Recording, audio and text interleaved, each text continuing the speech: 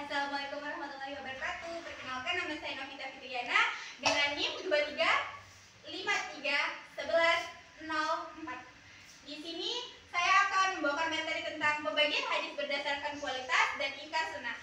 Mungkin hanya itu. Terima kasih. Selamat menonton. Assalamualaikum warahmatullahi wabarakatuh. Waalaikumsalam warahmatullahi wabarakatuh. Bagaimana keadaannya hari ini, anak-anak? Baik. Baiklah, Ibu absen dulu ya. Baiklah, hari ini kita absen terlebih dahulu ya. Masa? Hadir. Putih? Aurel? Hadir. Baiklah, lanjut ya nak. Hari ini kita akan kualitas hadis tersebut. Nah, hadis di sini terbagi menjadi dua, yaitu hadis sahih dan hadis hasan. Maksud dari pembagian hadis berdasarkan kualitasnya adalah ilmu hadis ini termasuk dalam ilmu jarh wa ta'dil, yaitu yang mencakup penilaian terhadap perawi. Di sini Ibu akan menjelaskan hadis hasan dan hadis apa ya? Yang pertama itu hadis sahih. Hadis sahih itu sanad atau perawinya kuat atau terpercaya. Selanjutnya, perawinya adil.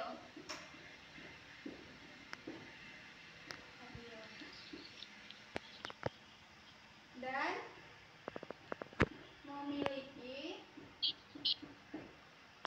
hafalan yang kuat, serta tidak bertentangan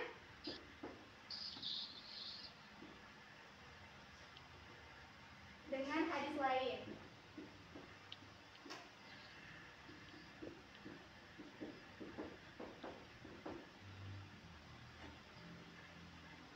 Dan hadis ini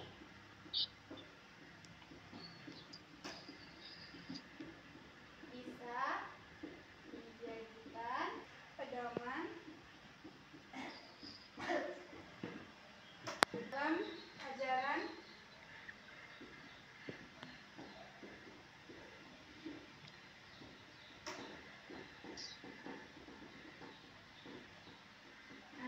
baiklah, di sini Ibu akan menjelaskan tentang hadis hasan.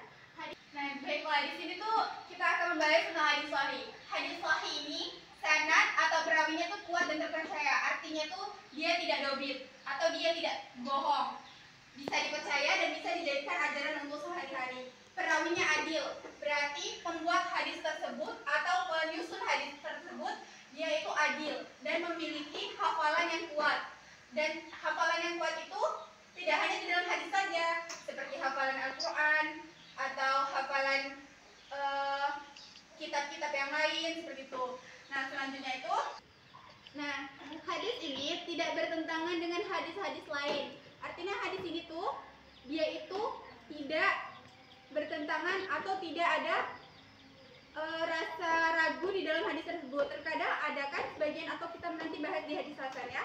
Nah, selanjutnya itu hadis ini juga bisa dijadikan pedoman dalam kehidupan sehari-hari. Karena hadis ini tuh perawinya kuat dan terpercaya, pembuat hadisnya itu adil, sehingga ini bisa menjadi patokan.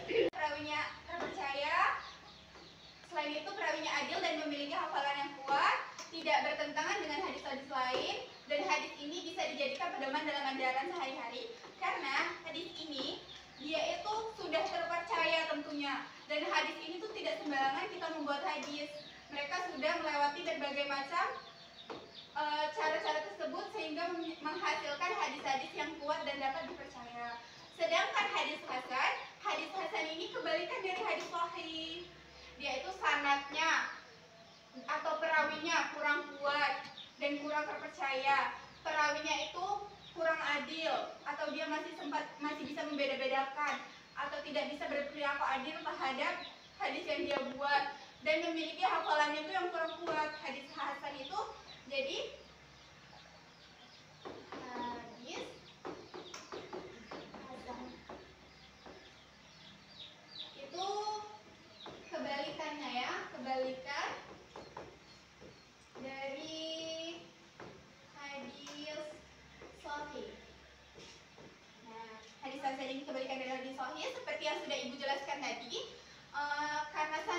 perawinya kurang kuat dan kurang terpercaya, jadi hadis ini tuh tidak bisa dijadikan pedoman dalam ajaran sehari-hari, karena sudah terlihat di sini bahwa kalau kebalikan dari sini berarti perawinya sudah tidak kuat, hafalannya tidak kuat juga, dan tidak bisa berperilaku dengan adil. Selain itu bertentangan dengan hadis-hadis lain.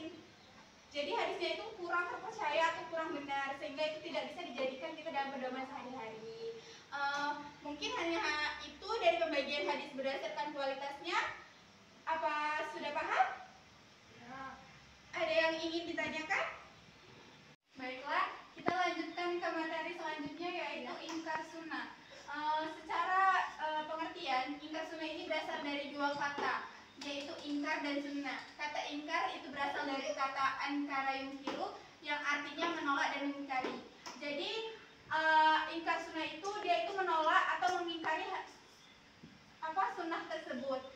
Jadi bisa kita definisikan, ingkar sunnah itu adalah suatu nama atau aliran paham yang menolak atau mengingkari sunnah untuk dijadikan sumber dasar syariat Islam. Berarti ingkar sunnah ini nih, dia tuh tidak percaya akan adanya sunnah, atau dia mengingkari dan menolak sunnah tersebut. Jadi ingkar sunnah ini seperti yang sudah saya jelaskan tadi, ingkar sunnah ini artinya dia menolak atau mengingkari.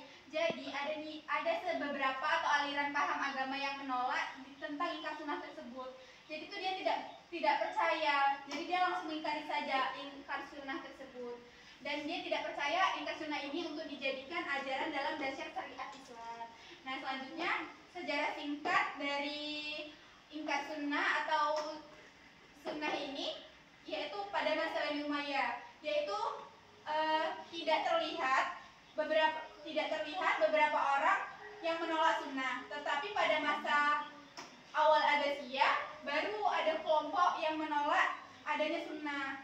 Setelah muncul dari kelompok masa Abbasiyah tersebut, masuk lagi ke dalam masa Imam Syafi'i. Di dalam masa Imam Syafi'i ini, kelompok ingkar sunnah telah menyebar ke beberapa tempat, walau tidak menampakkan dirinya dengan jelas. Dia itu sudah tersebar ke beberapa tempat, tetapi dia itu tidak menampakkan dirinya dengan jelas. Nah, biasanya tuh kayak orang-orang teroris gitu. Nah, itu dia tuh biasanya dia menolak atau dia paham sunnahnya tuh yang salah. Nah, selanjutnya itu, selain dia juga menggunakan dalam kelompok kecil ini, mereka juga menggunakan argumen-argumen. Nah, argumen ini nih terdapat juga di argumen nakli. Argumen nakli itu tidak hanya berupa ayat-ayat Al-Quran saja, tetapi juga berupa sunnah atau hadis Nabi. Seperti mereka menggunakan ayat Al-Quran dalam Quran surat An-Nahl ayat 89 ini.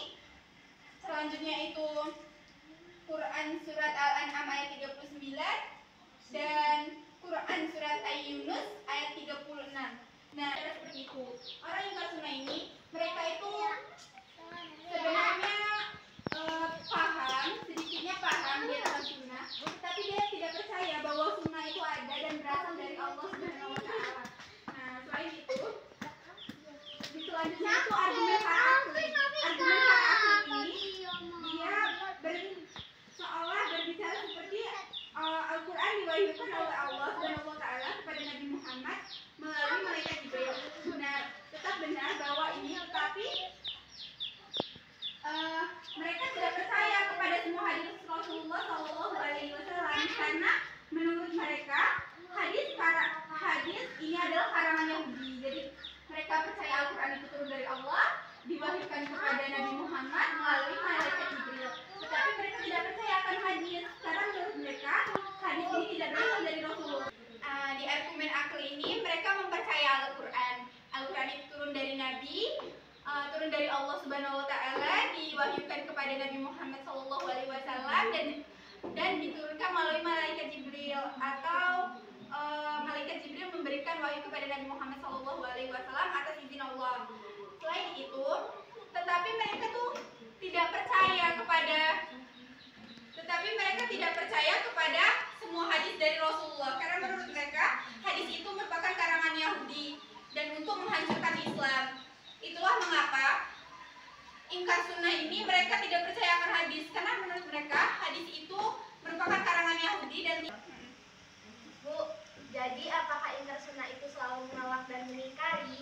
Ya, ingkar sunnah itu selalu menolak dan mengingkari. Karena seperti yang sudah dijelaskan tadi, mereka itu tidak percaya akan sunnah.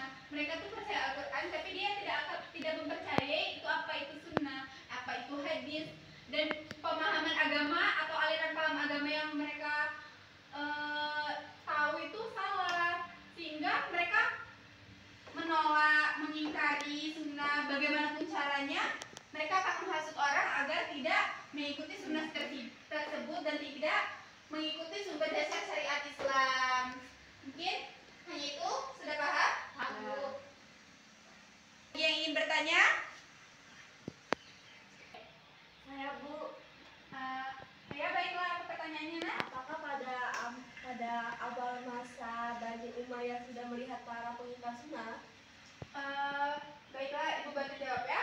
Pada masa Bani Umayyah ini belum ada atau belum terlihat. Sudah ada tapi belum terlihat dengan jelas ada orang yang menolak sunnah.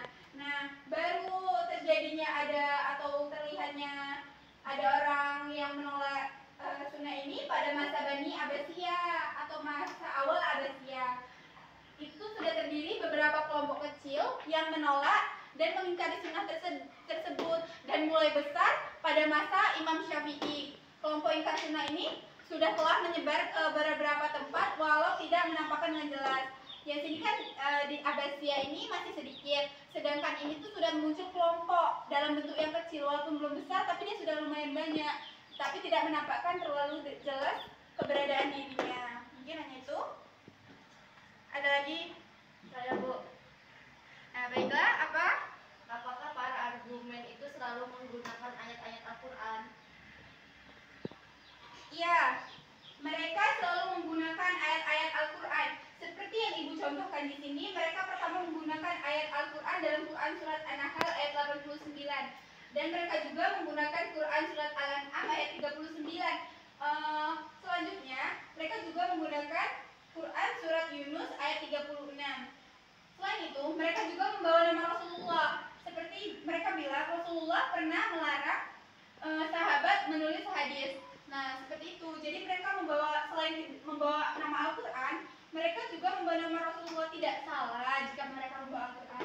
Tetapi salah mereka tidak mempercayai hadis atau mereka menolak hadis sehingga mereka ingkar. Karena menurut mereka hadis tersebut merupakan karangan Yahudi atau dia itu salah, sehingga pemikiran atau paham mereka tentang ingkar sunnah ini tuh semakin menyebar luas karena tidak diluruskan. Mungkin hanya itu. Terima kasih.